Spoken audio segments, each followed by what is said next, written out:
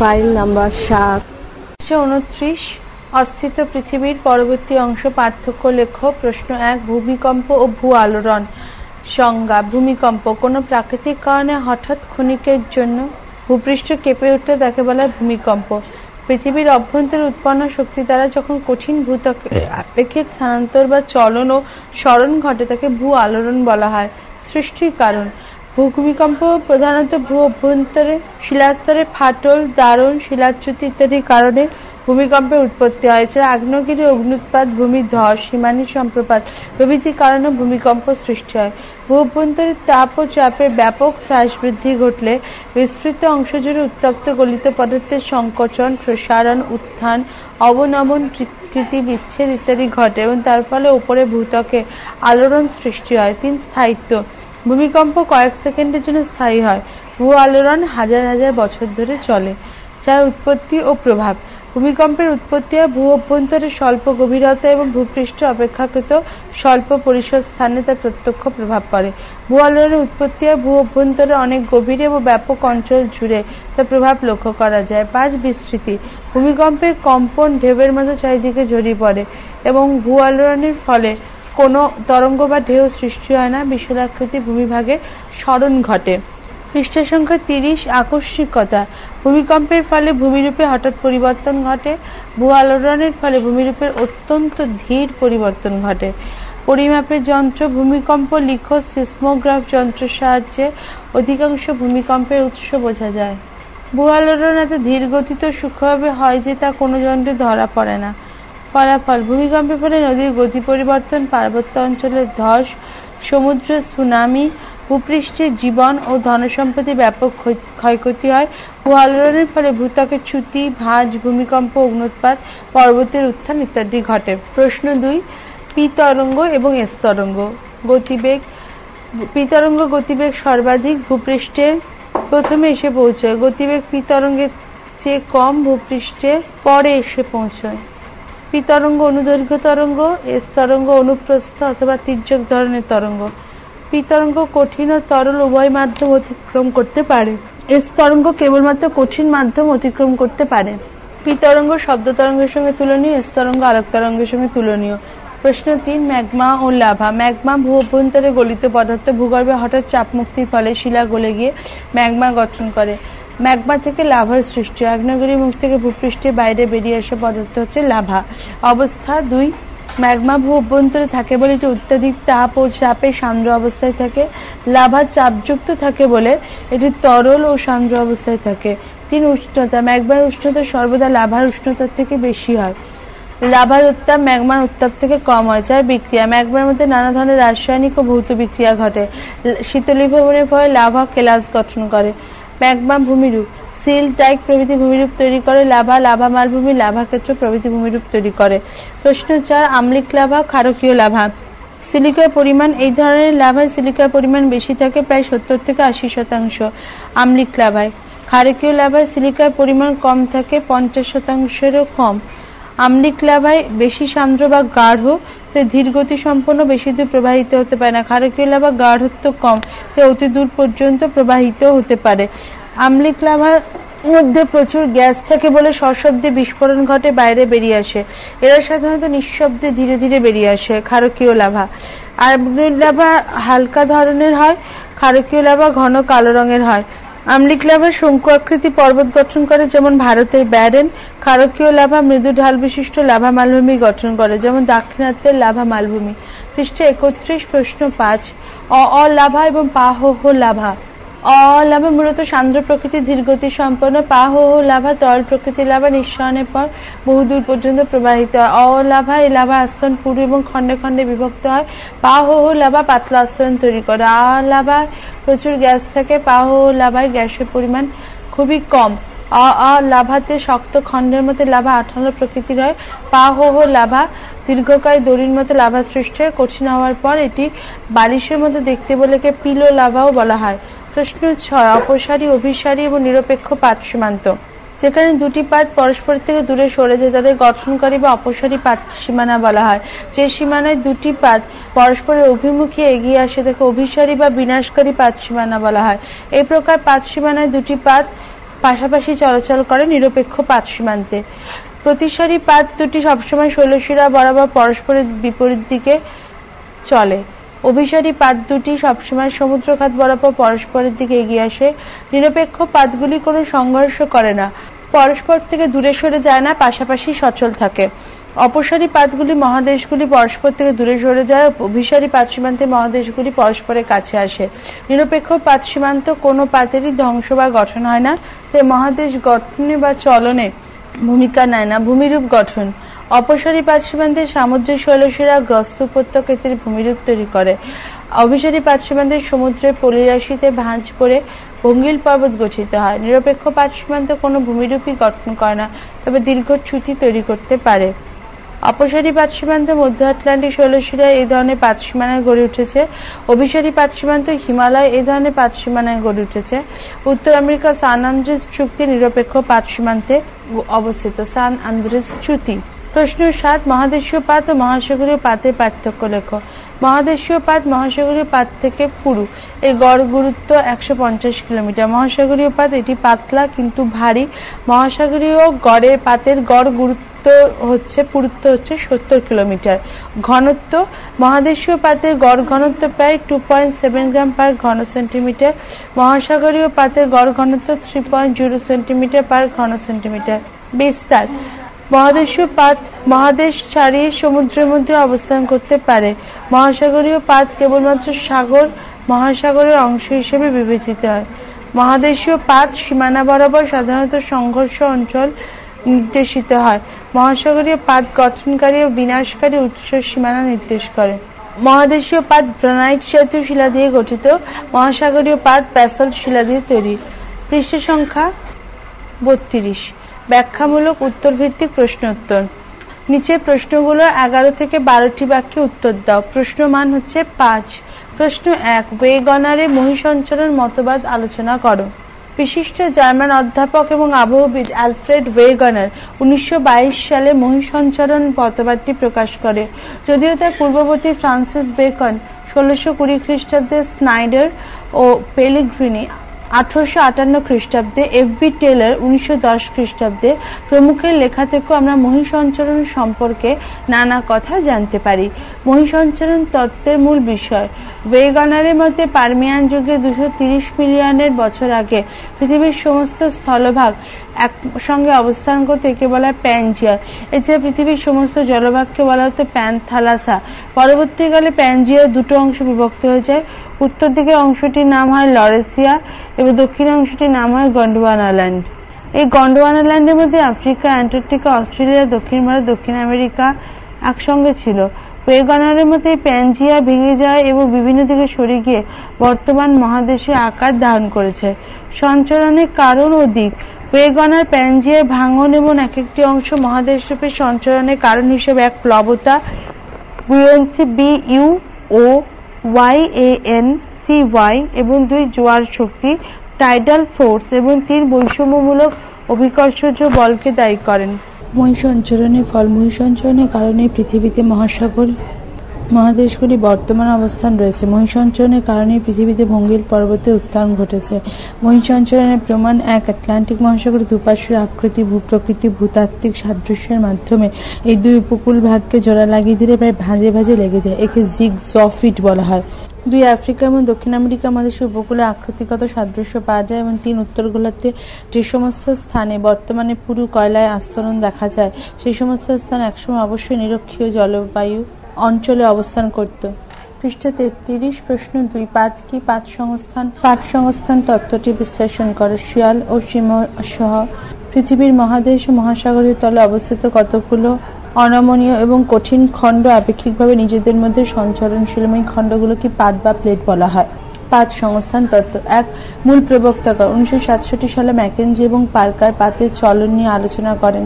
পরবর্তীকালে ফরাসি বিজ্ঞানী পিচু এবং মর্গান 1968 সালে মতবাদকে ভূগঠনে একমাত্র নির্ভরযোগ্য মতবাদ হিসেবে প্রতিষ্ঠা করেন। দুই তত্ত্বের ধারণা। এই তত্ত্ব বা মতবাদটি যে দুটি ধারণার উপর প্রতিষ্ঠিত সেগুলো হচ্ছে মহাদেশীয় সঞ্চরণ, সমুদ্রবক্ষে বিস্তার বা সমুদ্র সমতলের ক্রমপ্রসারণ। 3. পাত সংস্থান তত্ত্বের মূল কথা।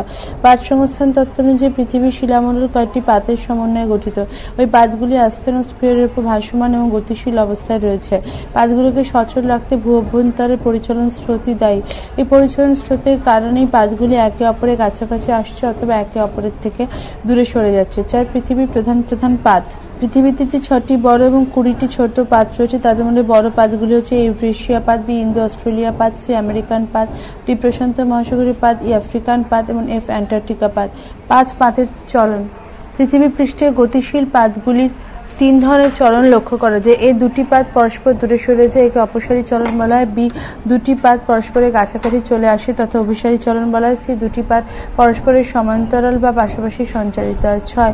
পাতগুলির সঞ্চরণের কারণ। বিভিন্ন কারণে পাতগুলি সঞ্চারিত হয়, যেমন এ পাত সীমানা বরাবর ম্যাগমার উত্থান, বি অভিকর্ষজ টান, সি পাতের নিমজ্জনজনিত টান, ডি পরিচলন স্রোত, ই ভূ অভ্যন্তরে তেজস্ক্রিয় পদার্থের ভাঙনের জন্য সৃষ্ট তাপশক্তি প্রভৃতি বিভিন্ন কারণে পাতগুলি সঞ্চারিত হয়। 7. পাত সঞ্চরণের ফলাফল। পাত সঞ্চরণের ফলে বিভিন্ন ধরনের ভূমিরূপ গঠিত হতে পারে, যেমন এ অপসারী পাত সীমানা বরাবর মধ্য সামুদ্রিক শৈলশিরা গঠিত এবং সাগর ও মহাসাগর সৃষ্টি হয়। বি অভিসারী পাত সীমানা বরাবর পর্যন্ত সৃষ্টি হয়, যেমন আল্পস, হিমালয় এবং অ্যাপালেশিয়ান পর্বত প্রভৃতি। ডি দুটি পাতের পাশাপাশি চলনের জন্য সেখানে চ্যুতি ও গ্রস্ত উপত্যকা গঠিত হয়। পৃষ্ঠা 34। প্রশ্ন 3। মহিষঞ্চরণ তত্ত্ব এবং পাত সংস্থান তত্ত্ব দুটির মধ্যে সাদৃশ্য এবং বৈসাদৃশ্য খুঁজে বার করো। অ্যালফ্রেড ওয়েগনারের মহিষঞ্চরণ এবং উইলসন, মর্গান, ম্যাকেঞ্জি, পার্কার, পিচোর পাত সংস্থান তত্ত্বের মধ্যে অনেক ভাবনাগত মিল এবং অমিল খুঁজে পাওয়া যায়, যথা সাদৃশ্য 1। এই দুটি তত্ত্বেরই মহাদেশীয় সঞ্চরণের কথা বলা হয়েছে।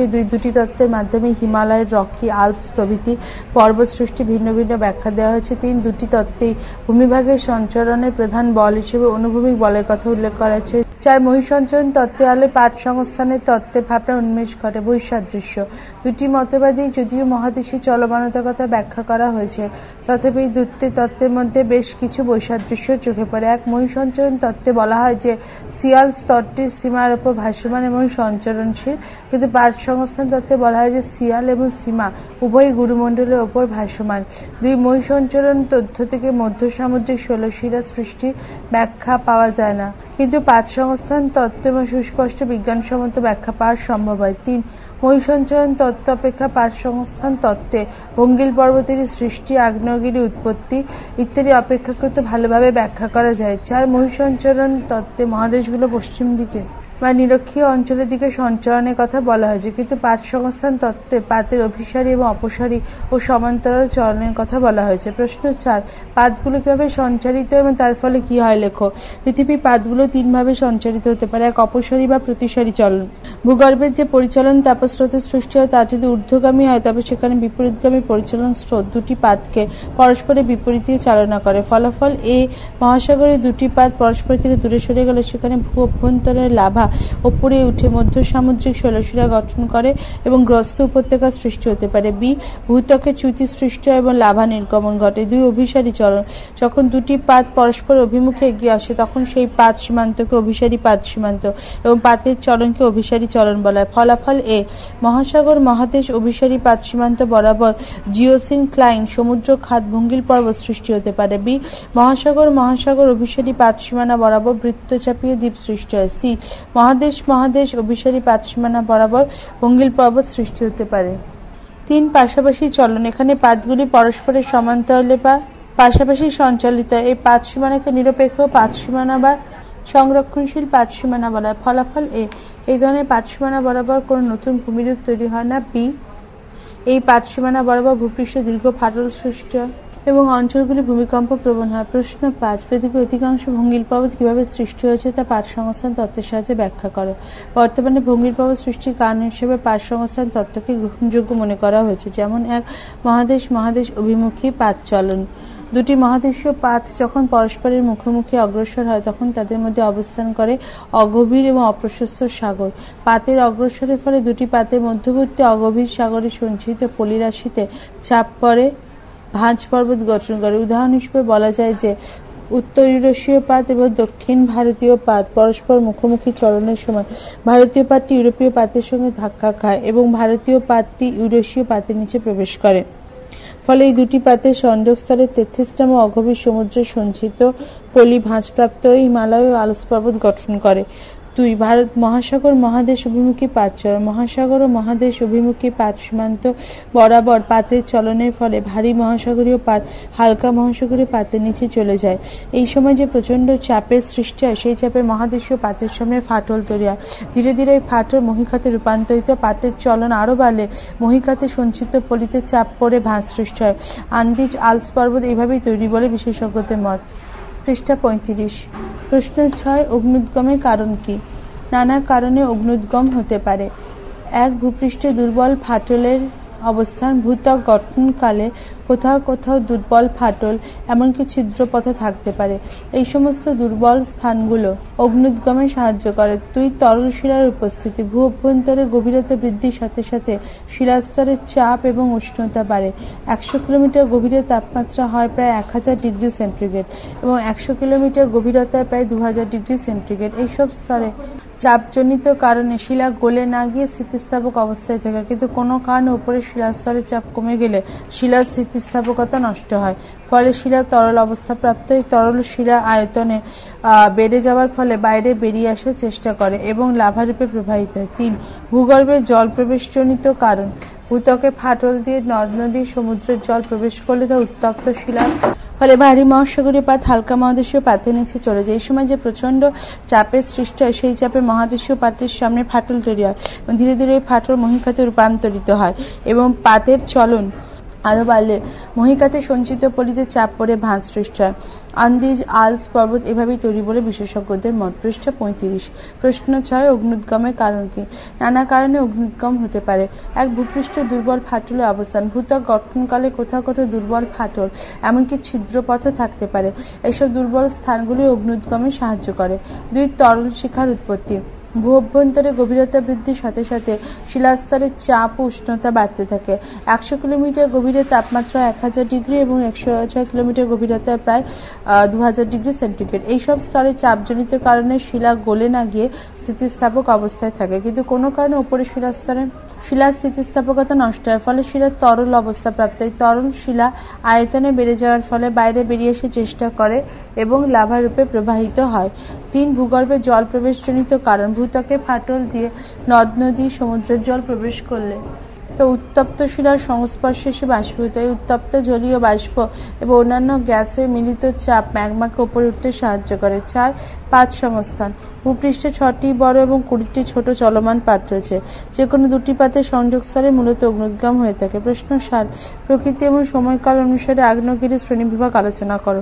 অগ্ন্যুৎপাতের বৈশিষ্ট্য অনুযায়ী আগ্নেয়গিরিকে 3 ভাগে ভাগ করা যায়। 1. সক্রিয় বা জীবন্ত আগ্নেয়গিরি। যে সমস্ত আগ্নেয়গিরিতে এখন লাভা উদ্গীরণ ঘটছে তাকে সক্রিয় বা জীবন্ত আগ্নেয়গিরি বলা হয়। এই ধরনের আগ্নেয়গিরি 2 ধরনের হতে পারে। 1. অবিরাম আগ্নেয়গিরি। যে আগ্নেয়গিরি থেকে সর্বদা অবিরাম অগ্ন্যুৎগম ঘটে তাকে অবিরাম আগ্নেয়গিরি বলে, যেমন ইতালির ভেসুভিয়াস। সবিরাম আগ্নেয়গিরি। যে আগ্নেয়গিরি থেকে দীর্ঘদিন পর পর অগ্ন্যুৎপাত হয় তাকে সবিরাম আগ্নেয়গিরি বলে, যেমন ইতালির স্ট্রমলি, হাওয়াই দ্বীপে মৌনা লোয়া, ভারতের ব্যারেন, নারাকোন্ডাম ইত্যাদি আগ্নেয়গিরি। নারাকোন্ডাম থেকে শেষ 2005 সালে অগ্ন্যুৎপাত হয়। 2. সুপ্ত আগ্নেয়গিরি। যেসব আগ্নেয়গিরি থেকে বহুদিন অগ্ন্যুৎপাত হয়নি কিন্তু যে কোনো দিন যে কোনো মুহূর্তে আবার অগ্ন্যুৎপাত হতে পারে সেই সব আগ্নেয়গিরিকে সুপ্ত আগ্নেয়গিরি বলা হয়, যেমন জাপানের ফুজিয়ামা, ইন্দোনেশিয়ার ক্রাকাতোয়া এই ধরনের সুপ্ত আগ্নেয়গিরি। 3. মৃত আগ্নেয়গিরি। বহুকাল আগে অগ্ন্যুৎপাত হয়েছে কিন্তু ভবিষ্যতে পুনরায় অগ্ন্যুৎপাত হওয়ার সম্ভাবনা কম। এরকম আগ্নেয়গিরিকে মৃত আগ্নেয়গিরি বলা হয়, যেমন মায়ানমারের মাউন্ট পোপা এই জাতীয় আগ্নেয়গিরি। মার্কিন যুক্তরাষ্ট্রের আলাস্কা প্রদেশের কাটমাই আগ্নেয়গিরির কাছে অসংখ্য ঘন ধোঁয়ার ফুমারোলিস দেখা যায় বলে এই অঞ্চলকে 10,000 ধূম্র উপত্যকা, দ্য ভ্যালি অফ 10,000 স্মোক বলা হয়। পৃষ্ঠা 36, প্রশ্ন সংখ্যা 8, বিভিন্ন ধরনের অগ্ন্যুৎগম সম্পর্কে আলোচনা করো। ভূগর্ভ থেকে ম্যাগমা যখন আগ্নেয়গিরি জ্বালামুখ দিয়ে বেরিয়ে আসে তখন তাকে অগ্ন্যুৎগম বলা হয়। অগ্ন্যুৎগমকে বিভিন্ন ভাগে ভাগ করা যায়। 1. হাওয়াই শ্রেণী। বিস্ফোরণ ছাড়া ধীর গতিতে লাভা ও গ্যাস বুদবুদে আকারে বেরিয়ে আসে, যেমন হাওয়াই দ্বীপপুঞ্জ, আইসল্যান্ড ইত্যাদি দ্বীপের আগ্নেয়গিরি। 2. স্ট্রম্বোলিয় শ্রেণী। বিস্ফোরণ ঘটিয়ে অগ্নুৎপাত হয় এবং এক্ষেত্রে লাভার সান্দ্র, কম, সচল ও কয়েকদিন অন্তর অন্তর একটি নির্দিষ্ট ছন্দে নির্গত, যেমন ইতালির স্ট্রম্বোলিয় আগ্নেয়গিরি। 3. ভলকানো শ্রেণী। এই শ্রেণীর আগ্নেয়গিরি থেকে অনেকদিন পাতে অগ্নুৎপাত হয় এবং প্রচুর পরিমাণে ভস্ম, গ্যাস, বাষ্প একসঙ্গে বেরিয়ে ফুলকপির মতো গায়ে কালো মেঘের সৃষ্টি করে। অগ্নুৎপাতের সময় জোরে বিস্ফোরণ ঘটে, ভূত্বক ফেটে যায়, যেমন ভূমধ্যসাগরে লিসারি দ্বীপের আগ্নেয়গিরি। রোমানদের অগ্নিদেবতা বালকানের নাম অনুসারে ভালকানো নাম হয়েছে। 4. প্লিনি শ্রেণী। প্রচণ্ড বিস্ফোরণ সহ অগ্নুৎপাত হয় এবং বিভিন্ন ধরনের গ্যাস ও পাইরোক্লাস্ট পদার্থ জ্বালামুখ থেকে দূর আকাশে ছড়িয়ে পড়ে, যেমন ভেসুয়াস শ্রেণীর আগ্নেয়গিরি। 79 সালে ভেসুভিয়াসের অগ্নুৎপাতে হারকুলেনিয়ান ও পম্পাই নামে দুটি শহর ধ্বংস হয়। ঐতিহাসিক প্লিনি তার ডায়েরিতে লিখে যান, সেখান থেকে এই ধরনের বৃহস্পতিশালী লিপারি দ্বীপে আগ্নেয়গিরি। রোমানদের অগ্নিদেবতা বালকানের নাম অনুসারে বালকানো নাম হয়েছে। 4. প্লিনি শ্রেণী। প্রচণ্ড বিস্ফোরণ সহ অগ্নুৎপাত হয় এবং বিভিন্ন ধরনের গ্যাস ও পাইরোক্লাস্ট পদার্থ জ্বালামুখ থেকে দূর আকাশে ছড়িয়ে পড়ে, যেমন ভেসুভিয়াস শ্রেণীর আগ্নেয়গিরি। 79 সালে ভেসুভিয়াসের অগ্নুৎপাতে হারকুলেনিয়ান পম্পাই নামে দুটি শহর ধ্বংস হয়ে যায়। ঐতিহাসিক প্লিনি তার ডায়েরিতে লিখে যান, সেখান থেকে এই ধরনের ভয়ঙ্কর অগ্নুৎপাতকে প্লিনীয় শ্রেণীভুক্ত করা হয়। 5. পিলি শ্রেণী। ভয়াবহ বিস্ফোরণ সহ বিধ্বংসী অগ্নুৎপাত হয় এবং আগুনের পিণ্ডের মতো লাভা স্রোত আগ্নেয়গিরি গা দিয়ে নামে, যেমন পশ্চিম ভারতীয় দ্বীপপুঞ্জের আগ্নেয়গিরি। হাওয়াই দ্বীপের অগ্নিদেবীর নাম পিলি, সে কারণে পিলীয় শ্রেণী আগ্নেয়গিরির নাম রয়েছে আগ্নেয়গিরি। 6. ভেসুভিয়াস ও এটনা শ্রেণী। ম্যাগমার সঙ্গে প্রচুর পরিমাণে গ্যাস নির্গত হয় বলে প্রচণ্ড বিস্ফোরণ ঘটিয়ে অগ্নুৎপাত হয়। ইতালির ভেসুভিয়াস এই ধরনের আগ্নেয়গিরি। 7. আইসল্যান্ডীয় শ্রেণী। ভূপৃষ্ঠের কোনো দুর্বল স্থান থেকে তরল লাভা বেরিয়ে এসে যখন ভূপৃষ্ঠে ছড়িয়ে পড়ে তখন থেকে আইসল্যান্ডীয় বা ফিসের অগ্নুদ্গম বলা হয়। আইসল্যান্ডের এই ধরনের অগ্নুৎপাত হয়। 1873 সালে আইসল্যান্ডে 32 কিলোমিটার দীর্ঘ ফাটল থেকে লাভা স্রোত নির্গত হয়েছিল। পৃষ্ঠা 37। মজার ব্যাপার, হাতে কলমে অগ্নুদ্গম। 1. পরীক্ষার উপকরণ। 1. একটি ছোট একটি বড় কাঁচের পাত্র। 2. কিছুটা পলিথিন। 3. Rubber band. 4. পেন্সিল, রং, 5. জলের চাপ। 2. বানানোর পদ্ধতি। ছোট কাঁচের পাত্রে গরম জল কানায় কানায় ভরে রাখতে হবে, এরপর ওই জলে কোনো গাঢ় রং মিশিয়ে সাবধানে পলিথিন আর রাবার ব্যান্ড দিয়ে কাঁচের পাত্রটির মুখটা ভালো করে আটকে দিতে হবে। এবার পেন্সিল দিয়ে পলিথিনে 2-3টে ফুটো করে দিতে হবে। ছোট কাঁচের পাত্রটা বা বড় কাঁচের পাত্র রেখে জগে করে ঠান্ডা জল বড় পাত্রে ঢালতে হবে। এমনভাবে ঢালতে হবে যাতে ছোট পাত্রটা বড় পাত্রের মধ্যে সম্পূর্ণ ডুবে যায়। পর্যবেক্ষণ, দেখা যাবে ছোট পাত্র থেকে রঙিন জল প্লাস্টিকের ফুটোতে বাইরে বেরিয়ে আসছে, এটাই হলো অগ্নুদ্গম। ব্যাখ্যা, ছোট পাত্রের জল গরম হওয়ায় বাইরে ঠান্ডা জল থেকে হালকা এবং এর আয়তন বেশি বলে ওপরের দিকে ওঠে। ভূ অভ্যন্তর থেকে লাভার তাপ এবং চাপের হ্রাস বৃদ্ধির কারণেই বাইরে বেরিয়ে আসে। হাতীয় কলমে আগ্নেয়গিরি তৈরি করেন। পরীক্ষার উপকরণ। 1. একটা কার্ডবোর্ড। 2. সরু লম্বা কৌটো। 3. Plastic tape. 4. খবরের কাগজ। 5. আঠা ও বালি। 5. ছাই। 6. রঙিন কাগজ। 7. কিছুটা ভিনিগার এবং সাবান গোলা জল। 2. বানানোর পদ্ধতি। কার্ডবোর্ডের মাঝে কৌটোটা টেপ দিয়ে আটকে দিতে হবে, এবার কৌটোর চারপাশে খবরের কাগজের দলা পাকিয়ে শঙ্কুর মতো তৈরি করতে হবে। আগ্নেয়গিরি বাইরের দিকটা রঙিন কাগজ দিয়ে ঢেকে দিতে হবে। কাগজের উপর বালি বা ছাই আঠা দিয়ে লাগিয়ে দিতে হবে। এভাবে আগ্নেয়গিরি বাহ্যিক আকার তৈরি হলো। এরপর কৌটোর মধ্যে ভিনিগার ও সাবান গোলা জল ঢেলে দিতে হবে। এসে কিছুটা লাল রং মিশিয়ে বেকিং পাউডার জলে গুলে দিয়ে দিতে হবে। 3. পর্যবেক্ষণ। টিনের কৌটোর মুখ থেকে লাল লাভা বেরিয়ে আসবে ঠিক আগ্নেয়গিরির মতো। ব্যাখ্যা, ভিনিগার, সাবান জল, বেকিং পাউডার বিক্রিয়া করে সোডিয়াম অ্যাসিটেট এবং কার্বনিক অ্যাসিড উৎপন্ন হয়। কার্বনিক অ্যাসিড ভেঙে গিয়ে CO2 উৎপাদন করে, যা সাবান জলের সাথে বুদবুদের আকারে বেরিয়ে আসে। প্রশ্ন 9. ভূমিকম্পের কারণ কি? ভূমিকম্পের জন্য যে সমস্ত প্রাকৃতিক ও অপ্রাকৃতিক কারণগুলো দায়ী সেগুলো হচ্ছে নিম্নরূপ। 1. প্রাকৃতিক কারণ। ভূমিকম্পের জন্য যে সমস্ত প্রাকৃতিক ও অপ্রাকৃতিক কারণগুলো দায়ী। 1 হচ্ছে পাতের সঞ্চরণ। পাত সংস্থান তত্ত্ব অনুযায়ী দুটি পাত পরস্পরের অভিমুখে অগ্রসর হলে বা পরস্পর থেকে দূরে চলে গেলে বা পাশাপাশি ঘষা খেলে ভূমিকম্পের উৎপত্তি হয়। 2. ভূপৃষ্ঠের সংকোচন। তাপ বিকিরণের কারণে ভূপৃষ্ঠের সংকোচন হার বেড়ে গেলে ভূমিকম্প হতে পারে। 3. আগ্নেয়গিরি অগ্নুৎপাত। আগ্নেয়গিরি থেকে অগ্নুৎপাতের সময় বহির্মুখী বাষ্পরাশি উত্তপ্ত তরল পদার্থের চাপে একই সময় ভূগর্ভের চাপের হ্রাস বৃদ্ধির জন্য ভূমিকম্প হতে পারে। 4. শিলাচ্যুতি। অনেক সময় ভূ আলোড়ন এবং শিলাস্তরের এবং শিলার একটি অংশ অপর অংশ থেকে বিচ্ছিন্ন হয়ে গেলে ভূমিকম্প হয়। পৃষ্ঠ সংখ্যা 38, যেমন 1950 সালে অসমে এই কারণে ভূমিকম্প হয়েছিল। 5. ধস। বৃষ্টিপাতের ফলে পার্বত্য অঞ্চলে ধস নামলে ভূমিকম্প হয়। 6. হিমানী সম্প্রপাত। পার্বত্য অঞ্চলে বিশাল বরফের স্তূপ হিমানী সম্প্রপাত রূপে ধসে পড়লে ভূমিকম্প হয়। 7. ভঙ্গিল পর্বতে উত্থান। ভূআলোড়নের ফলে ভঙ্গির পর্বতে উত্তরণের সময় প্রবল ভূমিকম্প হয়। 8 উল্কাপাত। মহাকাশ থেকে খসে পড়া উল্কার আঘাতে ভূমিকম্প হয়, যেমন আমেরিকার অ্যারিজোনায় উল্কাপাতের ফলে একটি বিরাট গহ্বরের সৃষ্টি হয়েছিল, যাকে শয়তানের খাদ নাম দেওয়া হয়। অপ্রাকৃতিক কারণ: এক জলাধারের চাপে, 2 ভূগর্ভে পারমাণবিক বোমা বিস্ফোরণে, 3 অবৈজ্ঞানিক পদ্ধতিতে খনিজ পদার্থের উত্তোলন ইত্যাদি কারণে ভূমিকম্প হতে পারে। প্রশ্ন 10। ভূমিকম্পের ফলাফল বর্ণনা করো, অথবা ভূমিকম্পের প্রভাব সংক্ষেপে আলোচনা করো, অথবা ভূমিকম্পের দ্বারা কিরূপে ভূপৃষ্ঠে পরিবর্তন ঘটে বর্ণনা করো। ভূমিকম্প সামান্য বা মৃদু হলে তার প্রভাব অধিকাংশ সময় বোঝা যায় না, কিন্তু তীব্র ভূমিকম্পের ফলে ভূমিরূপে ব্যাপক পরিবর্তন হয়। ধনসম্পদে মারাত্মক ক্ষয়ক্ষতি সহ বহু জীবনহানি ঘটে, যেমন এক উপকূলের উত্থান বা অবনমন। ভূমিকম্পের ফলে সমুদ্রতলে কিছু অংশ ওপরে উঠে যেতে বা নিচে বসে যেতে পারে, যেমন 1914 সালের তীব্র ভূমিকম্পের ফলে জাপান সংলগ্ন সাগামি উপসাগরে কিছু অংশ প্রায় 125 মিটার ওপরে উঠে গিয়েছিল এবং কিছু অংশ প্রায় 300 মিটার নিচে বসে যায়। এছাড়া 1899 সালে উত্তর আমেরিকা আলাস্কা উপকূলের কিছু অংশ ভূমিকম্পের ফলে প্রায় 16 মিটার ওপরে উঠে গিয়েছিল। 2 ভূত্বকে চ্যুতি, ফাটল ও ভাঁজ সৃষ্টি।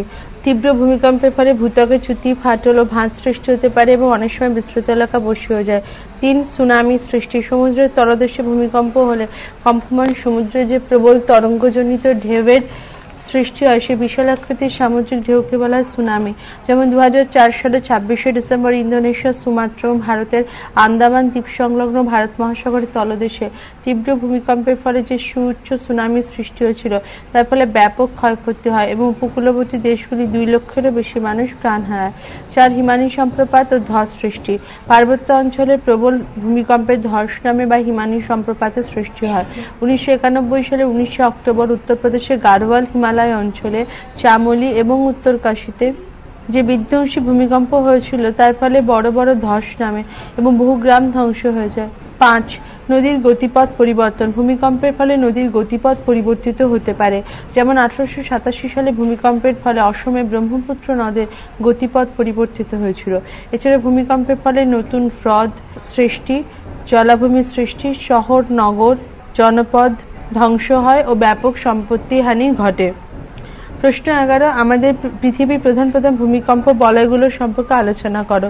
ভূমিকম্পের বলয়গুলোকে তাদের 5 সীমানা অনুযায়ী 3টি ভাগে ভাগ করা যায়। 1 প্রশান্ত মহাসাগরীয় বলয়।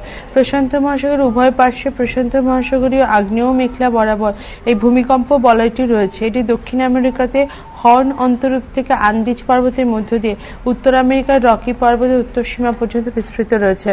এটি বাকি অংশ আলাস্কা থেকে শুরু করে কিউপাইল, জাপান, মারিয়ানা, ফিলিপিন্স খাতের সমান্তরালে দক্ষিণে বিস্তৃত। এরপর আরো দক্ষিণে কারম্যাক টোঙ্গা হয়ে উত্তর পশ্চিম নিউজিল্যান্ড পর্যন্ত বিস্তৃত। এটি পৃথিবীর সর্বাধিক ভূমিকম্প প্রবণ বলয়। এখানে সারা পৃথিবীর প্রায় 68% ভূমিকম্প সংঘটিত হয়। 2 ভূমধ্য পার্বত ভূমিকম্প বলয়। এই বলয়টি পশ্চিমে ভূমধ্যসাগর থেকে আল্পস, ককেশাস, ইরান হিমালয় হয়ে উত্তর পূর্ব ভারতের মধ্য দিয়ে প্রশান্ত মহাসাগরীয় বলয়ের সঙ্গে মিশেছে। ইউরেশীয় পাত এবং ভারতীয় পাতের সংযোগস্থল বলে এটি একটি গুরুত্বপূর্ণ ভূমিকম্প বলয়, যা টেথিয়ান বলয় নামে পরিচিত। এখানে সারা পৃথিবীতে 21% ভূমিকম্প সংঘটিত হয়। 3 মধ্য আটলান্টিক বলয়। মধ্য সামুদ্রিক শৈলশিরা ও ট্রান্সফর্ম চ্যুতি বরাবরই বলয়টি বিস্তৃত। মধ্য আটলান্টিক শৈলশিরা বরাবর 2টি প্রসারিত সামুদ্রিক পাত সীমানায় লাভা উৎগীরণের ফলে ভূমিকম্প ঘটে। এখানে প্রায় সারা পৃথিবী 11% ভূমিকম্প হয়। পরবর্তী অংশ পরবর্তী ফাইলে।